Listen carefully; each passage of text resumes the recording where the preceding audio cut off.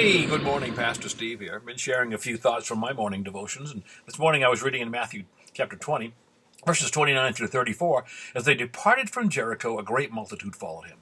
And behold, two blind men sitting by the wayside. When they heard that Jesus passed by, they cried out and said, Have mercy on us, O Lord, thou Son of David. And the multitude rebuked them because they should hold their peace. But they cried the more, saying, Have mercy on us, O Lord, thou Son of David. And Jesus stood still and called them and said, What will you that I shall do to you? They said, Lord, that our eyes might be open. So he had compassion on them and touched their eyes. And immediately their eyes received sight, and they followed him. He had just finished preaching to the disciples about true service. He just washed their feet after they'd been arguing about who's going to be the greatest.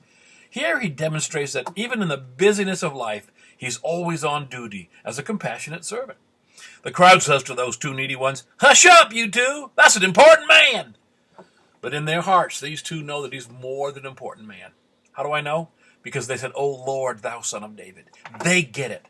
They get it. They may not be able to see, but their eyes have already been opened. They know that this is the promised Messiah, the anointed one, and he can take what's wrong and make it right. And he does it, just as they ask. His compassion reaches out and heals their eyes, and they can see. But this is the point I want to note here. Immediately their eyes received sight, and they followed him. It's a spiritual truth that when we know that we're blind and needy, and that when our eyes are open to the truth of the gospel of grace, we will begin to follow the one who opened our eyes. Romans 6:16 says it, Know you not that to whom you yield yourselves servants to obey, his servants you are, to whom you obey, whether sin to death or obedience unto righteousness. These guys knew that this was their Messiah, their king, and their healer. No question in their enlightened hearts about their course of action. If your eyes and my eyes are truly opened, that will be our desire too.